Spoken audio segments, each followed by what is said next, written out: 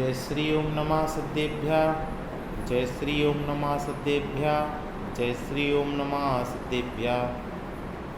नमो अर्हन्ताणं, नमो सिद्धाणं, नमो आर्याणं, नमो अध्यायणं, नमो लोये सब्बसाहुणं।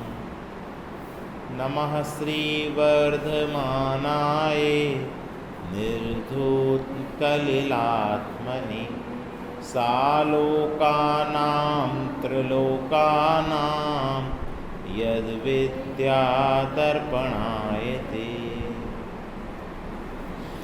श्री रत्नकर्ण शावकाचार स्वाध्याय में चल रहा है,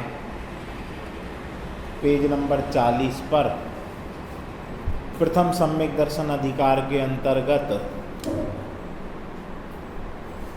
सम्यक दर्शन का स्वरूप बताया गया और फिर उसके बाद 3 प्रकार की मूढ़ताएं ऐसे सम्यक दृष्टि के नहीं होती हैं, अतः मूढ़ताओं का वर्णन किया जा रहा है। तो सबसे पहले लोक मूढ़ता का वर्णन किया जा रहा है, जिसमें लोक में क्या मूढ़ता चलती है, क्या विपरीतता चलती है, उसकी बात यहाँ पर की जा रही है। उसमें भी स्नान करके नहा के पवित्र होना माना जाता है कि हमने गंगा नदी में स्नान कर लिया तो हम पवित्र हो गए, हमारे पाप धुल गए और हमारा मोक्ष हो जाएगा। किंतु ये एक प्रकार की मूढ़ता है। उसकी बहुत ही गहन व्याख्या पंडित सदाशिव दास जी ने यहाँ पर की है, जो अपन यहाँ पर पढ़ रहे हैं। पेज नंबर 40 पर ऊपर से लेते हैं। गृहस्थ का स्नान किए बिना निर्वाह नहीं है। मुनिराज तो स्नान नहीं करते, लेकिन गृहस्थ है वो स्नान किए बिना उसका निर्वाह नहीं चलता है, उसको उतनी पवित्रता समझ में नहीं आती। परंतु अज्ञानी गृहस्थ स्नान करने से धर्म होना मानता है, पवित्र होना मानता है। ऐसी मिथ्या बुद्धि अनादिकाल से हो रही है। दोनों चीज़ें अलग अलग हैं।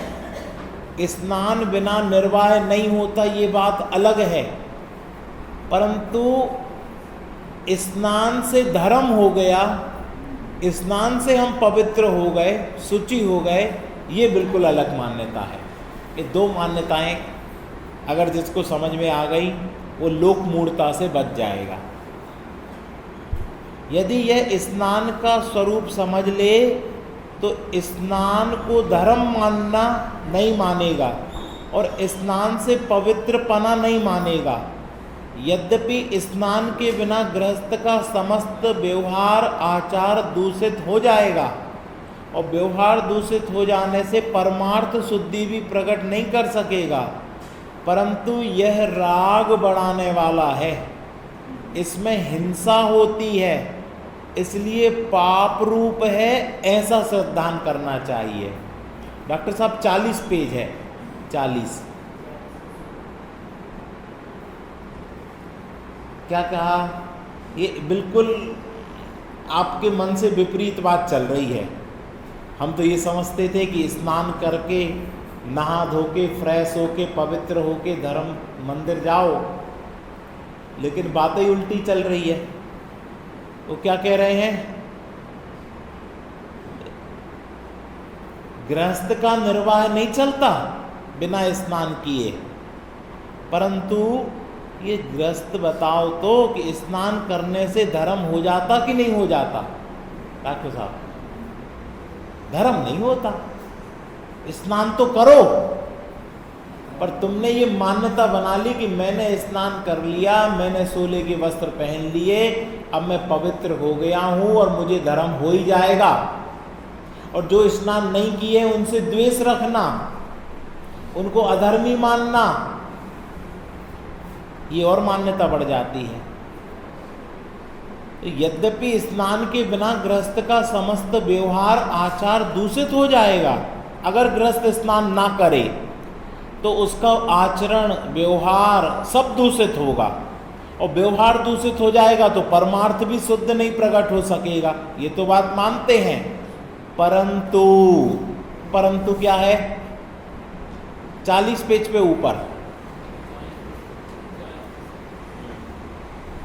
परंतु क्या, ये राग बढ़ाने वाला है। धर्म क्या है? एक शब्द में बोलो, बीत रागता धर्म है। और स्नान करने के बाद, श्रृंगार करने के बाद क्या होता है? राग बढ़ाते हैं। मैं कैसा दिख रहा हूं, मैं सुंदर दिख रहा हूं, मेरा मैल हटा कि नहीं, मैं गोरा हुआ कि नहीं, ये राग बढ़ाने वाला है। इसमें हिंसा होती है। अब इसमें काहे की हिंसा होती है? कि जल से स्नान किया, आपने साबुन लगाई, साबुन कास्टिक है, वो नालियों में जा रहा है, नालियों में कितने जीव होते हैं, कितने जीव उत्पत्ति होती रहती, मल और मैल भरा हुआ है, वो हिंसा का कारण बनेगा कि नहीं?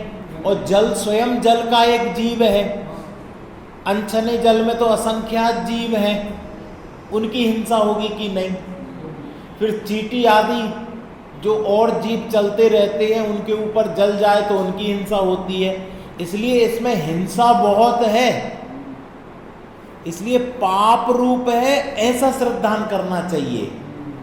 लेकिन श्रद्धान क्या कर लिया? नहाने से मैं पवित्र हो गया और धर्म हो गया। और भी शिक्षा ग्रहण करना। पढ़ो, कौन पढ़ेगा? पढ़ो।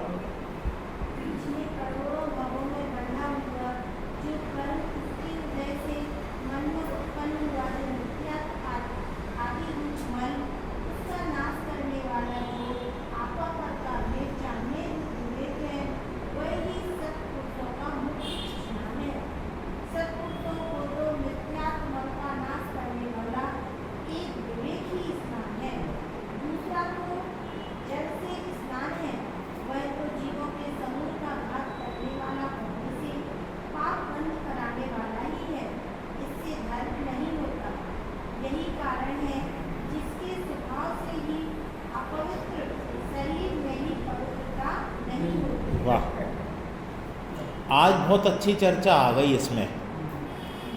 क्या? पिछले करोड़ों भवों में बंधा हुआ जो कर्म, उसके उदय से मन में उत्पन्न हुआ जो मिथ्यात्वादी रूप मल, उसका नाश कराने वाली कोई चीज संसार में है कि नहीं? ये शरीर पर मैल जम गया था, इसको तो अपन ने मल मल कर खूब नहा लिया, लेकिन अनादिकाल से करोड़ों कर्म बांधकर जो मिथ्यात्व रूपी मल को पुष्ट किया, इससे स्नान किस चीज से हो सकता कि हम साफ हो जाएं? कौन सी साबुन लगाएं? भेद विज्ञान रूपी साबुन लगाओ। कौन सी साबुन? भेद विज्ञान रूपी, जो बच्चों को पढ़ाया जाता ना, स्वपर भेद विज्ञान करेंगे, ये हमें भी करने लायक है। प्रति समय आप आपा पर का भेद जानने रूप विवेक, वही सत्पुरुषों का मुख्य स्नान है। अब बताओ, ये हमने किया कि नहीं किया? जल से तो स्नान कर लिया, नहा के आ गए, लेकिन स्वपर भेद विज्ञान सुबह उठकर किया कि नहीं? कैसा भेद विज्ञान? जीव जुदा, पुद्गल जुदा, कर्म का उदय जुदा, जीव जुदा, राग द्वेष मोह जुदे, जीव जुदे, बाल युवा वृद्ध माता पिता परिवार घर कुटुंब जुदे और मैं जुदा। ये स्नान किया कि नहीं? 40 पेज बताओ। आज तक किसी ने ये बात नहीं बताई होगी। सत्पुरुषों के तो मिथ्यात्व मल का नाश करने वाला एक विवेक ही स्नान है। मिथ्यात्व रूपी मल का नाश हुआ कि नहीं? शरीर के मल का तो नाश हो जाता है, मिथ्यात्व का दाग दाग लगता कि नहीं? मल लगता कि नहीं? बुरा लगता कि नहीं? और मिथ्यात्व कोई पुष्ट करते जा रहे हैं। ख्याल में आया? दूसरा, जो जल से स्नान है वह तो जीवों के समूह का घात करने वाला होने से पाप बंद कराने वाला ही है। कौन बताए संसार में? गंगा जमुना सरस्वती में स्नान करने से क्या होता? पाप कटते हैं कि पाप बंधता है? और आज कितना करोड़ों लोग ये मानते हैं कि मैंने गंगा में स्नान किया यानी मेरे पाप, और किसी के वैसे पाप नहीं धुले तो बताए क्या करते? जब कोई मर जाता है तो उसकी अस्थियां लेकर गंगा में क्यों? क्योंकि इसके पाप धोना है, इसमें स्नान करेंगे तो पाप धुलेंगे। अब ये तो व्यक्ति खुद चल के आ नहीं सकता, तो इसकी अस्थियों को ही स्नान करा दो तो क्या होगा? पाप धुल जाएंगे और इसको मुक्ति मिल जाएगी। और फिर उसी जल में लोग डुबकी भी लगाते हैं। क्यों? मान्यता तो यही है। होशंगाबाद जाओ तो होशंगाबाद में कौन सी नदी है? नर्मदा नदी। अपने बरमान जाओ तो कौन सी नदी है? नर्मदा नदी। लोग जाते कि नहीं? काय के लिए? पाप धोने के लिए। पाप धोएंगे कि पाप बंद होगा? अरे प्राकृतिक सौंदर्य देखने जाओ तो पाप का कोई संबंध नहीं है। प्राकृतिक सौंदर्य देखकर भी तुम राग करोगे कि वैराग्य लोगे? और तुम वहां मुनिराजों को याद करो। देखो इस नदी के किनारे मुनिराज बैठे होंगे और वो मुनिराज इस जल से पवित्र होना नहीं मानते, भेद विज्ञान से पवित्र होना मानते हैं।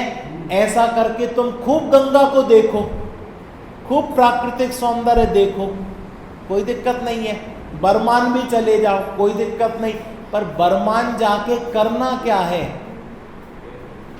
वहां से जल लेना, कावड़िया लेते हैं जैसे, और मटकी में जल लेके आना और यहां आके स्नान करा देना।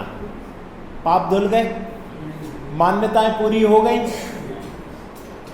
तुम्हारी भी मान्यता पूरी हो सकती, पर तुम गंगा के किनारे जाकर वहां पर मुनिराजों को याद करके, मुनिराज देह से भिन्न अपने आप को चैतन्य स्वरूप मानते हैं, ऐसा भेद विज्ञान रूपी स्नान करो तो पाप धुल सकते हैं। धुल सकते कि नहीं? ये बड़ा क्रांतिकारी समय रहा होगा जब सदाशिव दास जी ने ये बातें लिखी। यही कारण है कि जिससे स्वभाव से ही अपवित्र शरीर में पवित्रता नहीं होती है। शरीर स्वभाव से कैसा है? आज अपन ने पूजन की है, उसमें एक लाइन आई है। कौन सी लाइन आई थी? जिसके श्रृंगारों में मेरा यह महंगा जीवन घुल जाता, अत्यंत असुचि जड़ काया से इस चेतन का कैसा नाता। ये बात आ गई। यही कारण है कि जिससे स्वभाव से ही अपवित्र शरीर में पवित्रता नहीं होती है।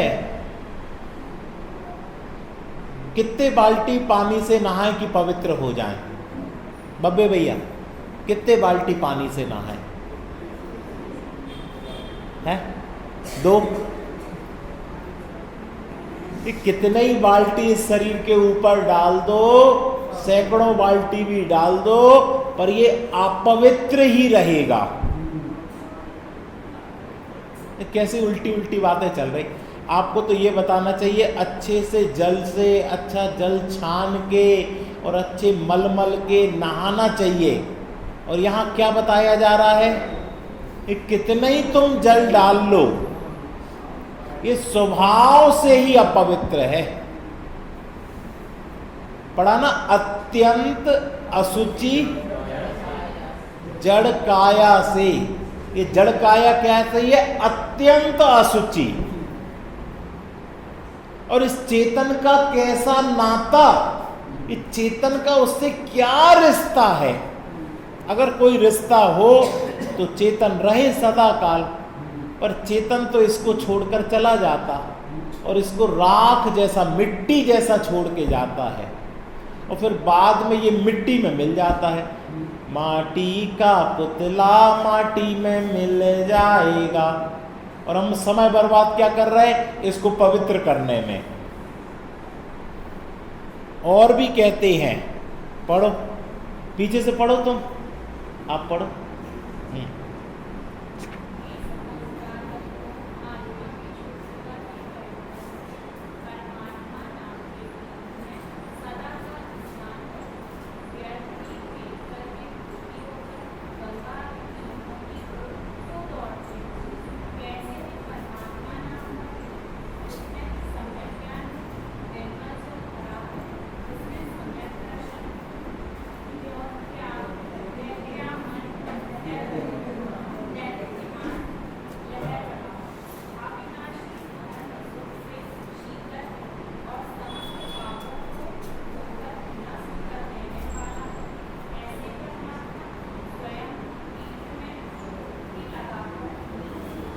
देखो, डुबकी लगाने में सबको अच्छा लगता है, तो समंत ये आचार्य सदाशिव दास जी विद्वान कह रहे हैं, तुम भी डुबकी लगाओ।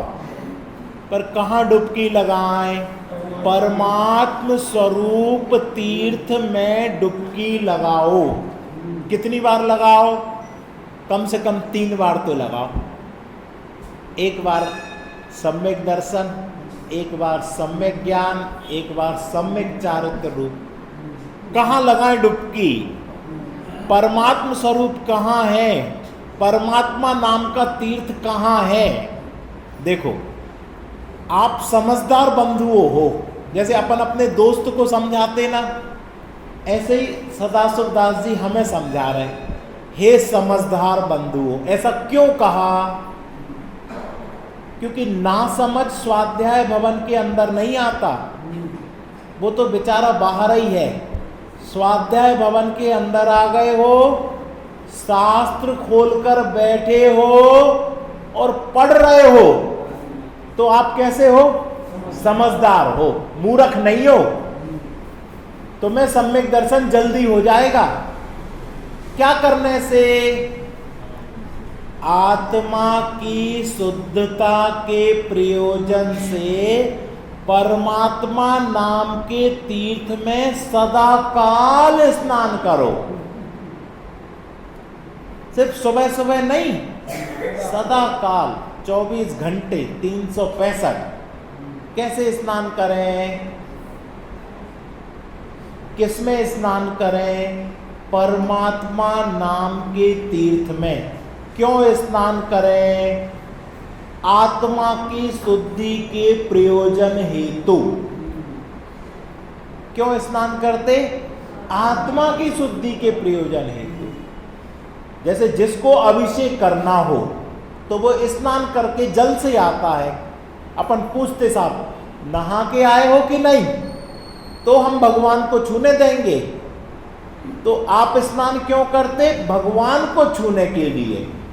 और परमात्मा नाम के तीर्थ में डुबकी लगाना है आत्मा की शुद्धि के लिए।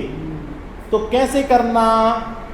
व्यर्थ ही खेद करके दुखी होकर गंगा आदि तीर्थों की ओर क्यों दौड़ते हो? तो परमात्मा नाम का तीर्थ कैसा है? जिसमें सम्यक ज्ञान रूप निर्मल जल भरा है। नोट कर लो, परमात्मा रूपी तीर्थ में क्या है? सम्यक ज्ञान रूपी निर्मल जल भरा है। अब सम्यक ज्ञान कहां पर है?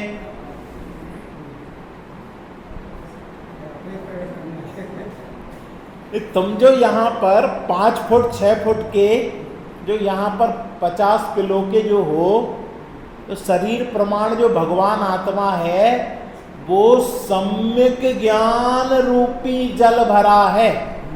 अब आप पूछोगे सम्यक ज्ञान है कि मिथ्या ज्ञान है? पूछो। आप कह रहे हो सम्यक ज्ञान भरा, और हम तो मानते हैं कि मिथ्या ज्ञान है।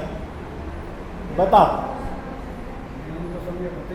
ज्ञान सम्यक और मिथ्या नहीं होता है, ज्ञान तो ज्ञान होता है। उस ज्ञान को ज्ञान नहीं मानना ये मिथ्यात्व है। क्या? अपने ज्ञान को ज्ञान नहीं मानना, अपने आप को आत्मा नहीं मानना और स्त्री मान लेना, पुरुष मान लेना, बहू मान लेना, सास मान लेना, काला मान लेना, गोरा मान लेना, जैनी मान लेना, अजैनी मान लेना, ये क्या है? मिथ्यात्व है।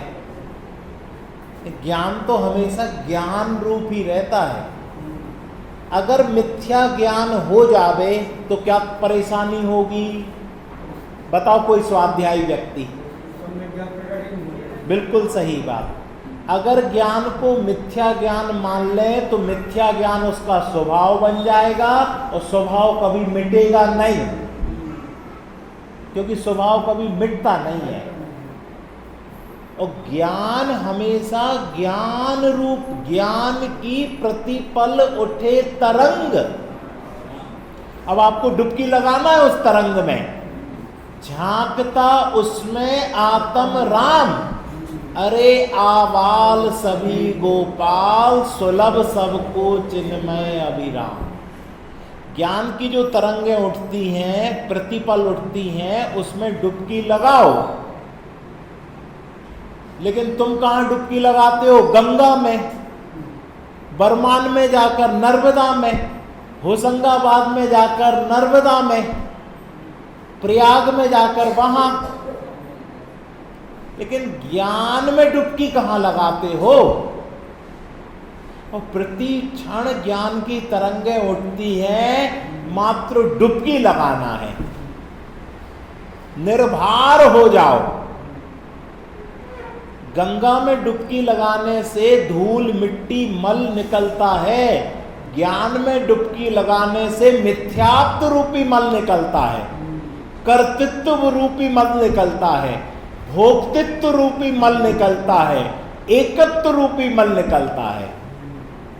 इसलिए हे समझदार बंधुओं, क्या कहा?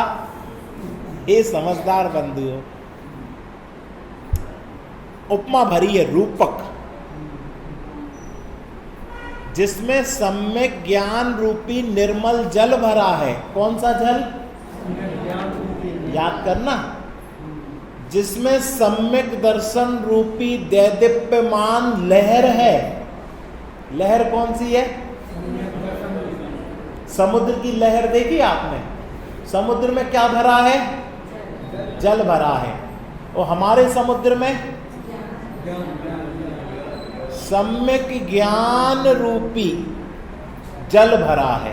सम्यक ज्ञान, सर्वांग में देखो तो सम्यक ज्ञान। ज्ञान मिथ्या ज्ञान हुआ ही नहीं, वो तो मिथ्या श्रद्धान के कारण मिथ्या ज्ञान नाम पा जाता है, वो मिथ्या ज्ञान हुआ नहीं है। जैसे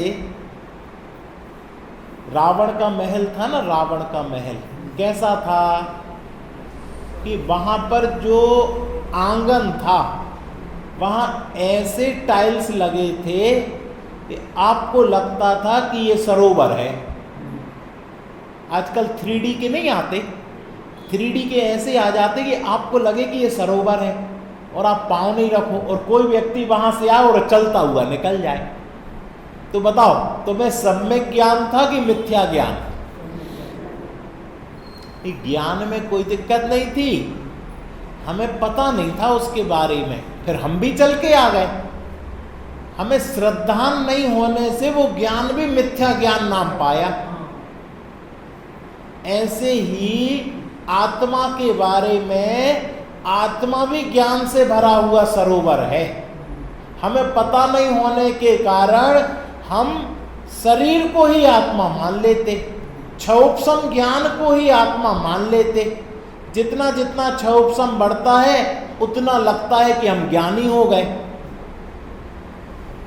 पहले हमें ज्ञान नहीं था, फिर हमने 10वीं 12वीं पढ़ ली तो तो हमें लगा हम इतने, फिर हमने BA MA पढ़ लिया तो हम इतने, फिर हमने शास्त्री और जैन दर्शनाचार्य कर ली तो हमें लगा कि हम बड़े ज्ञानी हो गए। पर शास्त्री और जैन दर्शनाचार्य क्या है? ये तो छह उपसम है, ये कोई सम्यक ज्ञान नहीं है। जिसने शास्त्री कर लिया हो तो वो ज्ञानी हो गया। डॉक्टर साहब आप कई बार कह देते हो आप तो ज्ञानी हो, आपने शास्त्री की है। अरे भैया, शास्त्री करना एक क्षोभसम ज्ञान का काम है। सम्यक ज्ञान तो अपने ज्ञान स्वरूप में लीन होना। शास्त्री पता किसने की थी? भारत के प्रधानमंत्री ने की थी शास्त्री। कौन से प्रधानमंत्री ने की थी? लाल बहादुर। उनने वही शास्त्री की थी जो जयपुर में शास्त्री होती है, वो शास्त्री। उनके नाम से एक विद्यालय है दिल्ली में, लाल बहादुर शास्त्री संस्कृत महाविद्यालय, जिसमें अपने स्मारक से निकले 3 प्रोफेसर पढ़ाते हैं। कौन कौन से? पंडित सुदीप जी शास्त्री, पंडित वीर सागर शास्त्री और पंडित अनेकांत जी शास्त्री। तो वो सब सम्यक ज्ञानी होंगे कि नहीं? वो लौकिक शिक्षा देते हैं, धर्म की भी शिक्षा देते हैं, पर सम्यक ज्ञान की शिक्षा कब मिलेगी? जब ज्ञान रूपी सरोवर में डुबकी लगाओगे, सम्यक दर्शन रूपी लहरों में डूबोगे। ये 2 हो गए, सम्यक ज्ञान रूपी सरोवर, सम्यक दर्शन रूपी दैदीप्यमान लहर, और अविनाशी अनंत सुख से शीतल चारित्र, या अविनाशी जो कभी विनाश को प्राप्त नहीं हो, अनंत सुख का शीतलता, उसमें तुम लीन हो जाओ। समस्त पापों को धोकर नष्ट कर देने वाले हैं ऐसे परमात्म स्वरूप तीर्थ में डुबकी लगाकर लीन हो जाओ। यह है परमात्मा रूपी नाम तीर्थ। कौन सा तीर्थ? ये लोग नाम जपते ना, किसी से कहते हम क्या करें, तो उन्होंने कहा तुम तो राम राम राम राम राम राम राम जपा करो। है तो कोई लिखते हैं राम राम, कॉपियां भर देते, रजिस्टर भर देते, राम राम राम। सम्यक दर्शन हो सकता, सम्यक ज्ञान हो सकता आपको क्या? आत्म राम आत्म राम आत्म राम आत्म राम आत्म राम आत्म राम। तो हम लिखने लग जाएं, रटने लग जाएं, जाप देने लग जाएं। हाँ करो, लेकिन यहां रुकना नहीं, भाव भासना पूर्वक करना। आत्म राम देखना तो ज्ञान रूपी सरोवर देखना, सम्यक ज्ञान रूपी लहरें देखना, सम्यक चारित्र रूपी उसमें लीन होना। सिर्फ कॉपी पेन से लिखना नहीं, जाप की माला में गुरिया आगे नहीं बढ़ाना। एक बार आत्म राम बोला तो उसमें लीन होके देखना। यह है परमात्मा नाम रूपी तीर्थ। पर बेचारे लोग यहां तक तो पहुंच नहीं पाते, और वो गुरिया आगे बढ़ाने में ही कितनी जाप देते हो आप लोग। मुमुक्षु को एक ही जाप ना दे दिन भर में, और कई लोग हैं जो 2500 जाप देते हो। कौन भला? कौन भला? बिल्कुल, जो भाव सहित दे, एक ही जाप काफी है, और भाव के बिना सैकड़ों दे लो, संख्या पूरी कर रहे हो। क्या बना रहे हो? रिकॉर्ड बना रहे हो, रिकॉर्ड। ऐसा पुण्य तो बंधेगा कि नहीं बंधेगा? आखिरी में लोग क्या पूछते? पुण्य तो बन जाएगा। जो व्यक्ति 25 जाप दे रहा है उसको पुण्य तो बंधेगा कि नहीं? बंधेगा, बंधेगा, एकदम मना नहीं करो। लेकिन पुण्य के बंध में क्या होगा? अभी अपन ने पार्श्वनाथ भगवान के जीवन में देखा था। पुण्य के बंध में क्या होगा? असंख्यात काल के लिए स्वर्ग चला जाएगा। यानी धर्म से पास हुआ कि दूर हो गया? क्यों? सम्यक दर्शन करके तो गया नहीं है, पुण्य करके गया। तो वहां ड्यूटी क्या लगेगी? चंद्रमा को खींचो। देव चंद्रमा को खींचते हैं। भवनवासी बन जाएगा, वेंतर बन जाएगा, ज्योतिषी बन जाएगा। और ड्यूटी क्या लगेगी? कि जाओ चंद्रमा को खींचो, सूरज को खींचो, तारों को खींचो और 24 घंटे खींचो। ये ड्यूटी लग जाएगी। यानी बेचारा जिस भाव में भेद विज्ञान करके सम्यक दर्शन कर सकता था, वो बेचारा जाप देने में लगा है। 2500 जाप, सुबह से लेकर जाप। ये तो ठीक नहीं, लेकिन जो एक जाप भी नहीं देता वो भी ठीक नहीं है। जो आत्मा नाम भी नहीं लेता वो भी ठीक नहीं है। जो भगवान का नाम भी नहीं लेता, अरहंत सिद्ध भी नहीं बोलता, वो भी ठीक नहीं है। हमने या तो 2500 देंगे या नकार देंगे, नहीं देना। अरे भैया, उपयोग को एकाग्र करने के लिए उपयोग बड़ा चंचल है। भगवान का नाम स्मरण करना चाहिए। जब भगवान के नाम का स्मरण होगा, उनके गुणों का स्मरण होगा, तब तो तुम अपने स्वरूप में वैसा देखोगे। और फिर अपने स्वरूप में देखोगे तब तो तुम लीन होगे, नहीं तो तुम कसायों में लीन हो, भवों में लीन हो, संसार में लीन हो। इसलिए ये जो नाम तीर्थ है भगवान के नाम का, जब भी कहते कभी संकट में हो तो भगवान का नाम उच्चारण कर लो। क्यों? क्योंकि भगवान का नाम उच्चारण करोगे तो तुम्हें सहजता, शांति, ज्ञान, सुख दिखेगा। और फिर तुम्हें तुम्हारे संकट नहीं लगेंगे। और वो संकट एक समय में आके जाने वाला है और वो चला जाएगा। आगे एक पैराग्राफ और पढ़ लेते हैं। पढ़ो सालू, पढ़ो।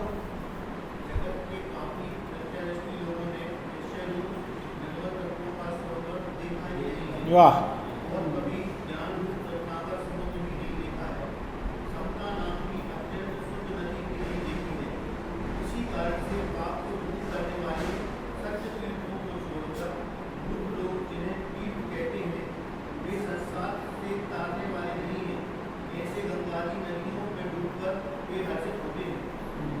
करुणा के पात्र हैं। क्यों? क्योंकि उनने निश्चय रूप निर्मल तत्वों का सरोवर देखा ही नहीं। जो ये रत्न करंड श्रावकाचार हमें दिखा रहा है, क्या दिखा रहा? निर्मल तत्वों का सरोवर। यहाँ निर्मल तत्व भरे हुए हैं, उनका सरोवर देखो तो, बैठो तो। लोग कहते साहब ध्यान करने में मन नहीं लगता। अरे इतना वैभव है, 33 सागर तक स्वर्ग में चर्चा चलती है और रिपीट नहीं होती चर्चा। इतना वैभव है, तो वैभव देखो तो बैठकर अपना। और कभी ज्ञान रूप रत्नाकर समुद्र भी नहीं देखा, इसलिए वो वहां जाकर डुबकी लगाते हैं। समता नाम की अत्यंत सुंदर नदी भी नहीं देखी। अगर समता से रहो तो गंगा में जाने की जरूरत नहीं है। क्या?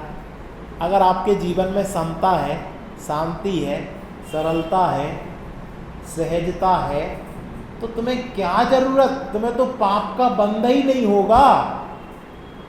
पाप का बंध संक्लेशित परिणामों से होता है। अभी तो मोक्ष मार्ग प्रकाशक में है ना, परिणाम 3 प्रकार के। कौन कौन से? संक्लेश, विशुद्ध और शुद्ध। आप हमेशा समता से हो, तो समता से रहने से संक्लेशित परिणाम होंगे क्या? नहीं होंगे। कौन से परिणाम होंगे? विशुद्ध परिणाम होंगे। और विशुद्ध परिणाम होने से जीव को पाप का बंध होता कि पुण्य का बंध होता? पुण्य का बंध होता है। और जब ज्यादा पुण्य का बंध होगा और पूर्व में जो पाप का बंध हुआ है उनका क्या होगा, वो संक्रमण होकर पुण्य रूप हो जाएंगे।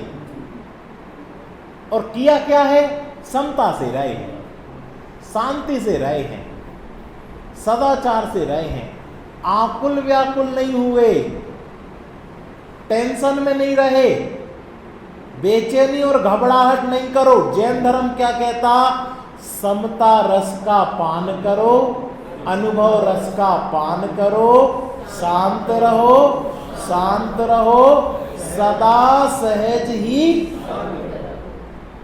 साहब हम कैसे शांत रहे, क्यों, क्योंकि सारा तुम्हारा भविष्य निश्चित है, इसलिए शांत रहो। आज का पूरा जीवन फिक्स है डॉक्टर साहब, इसलिए शांत रहो।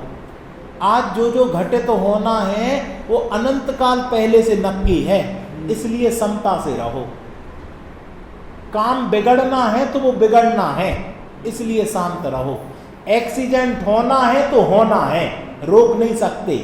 आयु पूर्ण होना है तो होना है, इसलिए शांत रहो।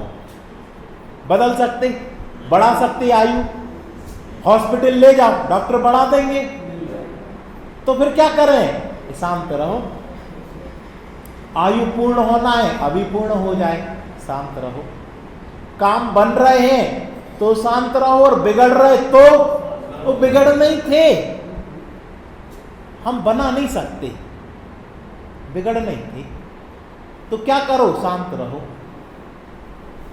इतना मंत्र है शांत रहने का मंत्र।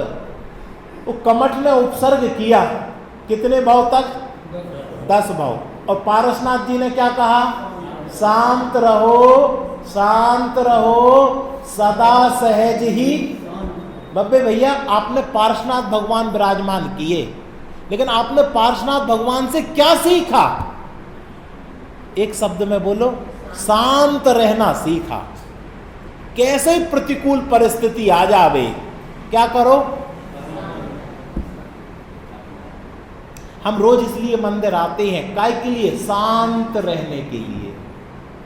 तब तुम्हें ज्ञान का सरोवर दिखेगा, ज्ञान रूपी रत्नाकर दिखेगा, ज्ञान की लहर दिखेंगी, और आत्मा का श्रद्धान होगा। समय हो गया, 2 मिनट अपन अभ्यास करते हैं शांत रहने का। आकुल व्याकुल तो खूब रहे, अब शांत रहेंगे।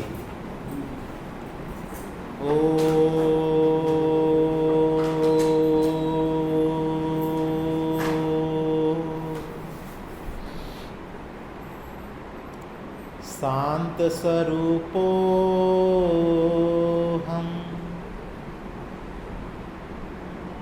हम शांति से बने हैं, शांति से बैठो नहीं, हम शांति से ही बने हैं। विचार करो,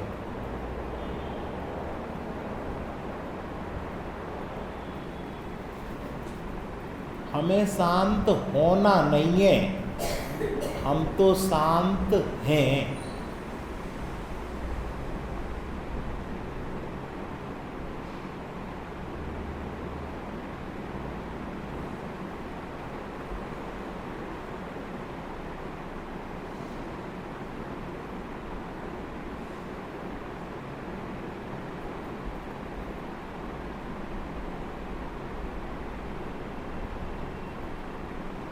और दुनिया का ये सत्य मृत्यु के बाद लोगों के जुबां पे आता है कि ये शांत हो गए।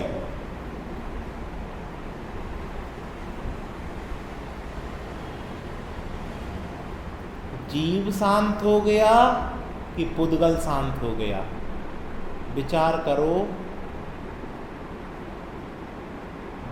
हमारी देह पड़ी है और लोग कह रहे हैं ये शांत हो गए, विचार करो।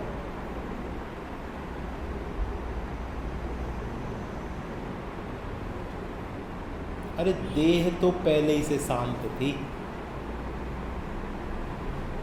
आत्मा भी शांत थी, और हमने उसको एक में करके अशांति पैदा की। आज उसी अशांति में शांति खोजना है।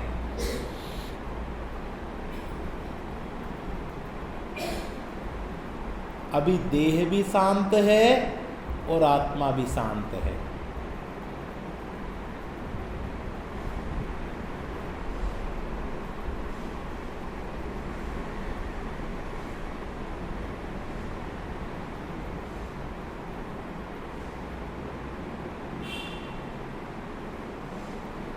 शांत स्वरूपो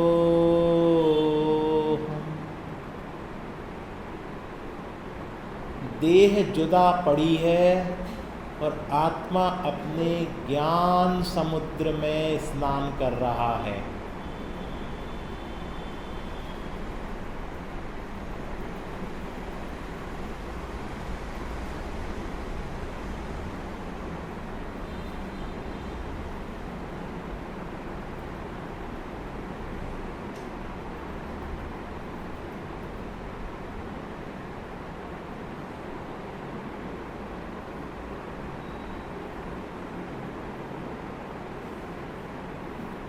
शांत स्वरूपो आज हमने अपनी शांति देखी। तो वास्तव में ये करने के लिए जैन कुल मिला था, अपनी शांति में स्नान करने के लिए, अपनी समता में स्नान करने के लिए निरंतर ऐसे ही अभ्यास करना और आनंदित होना, सहज होना, यही धर्म है। ये समय का सार है।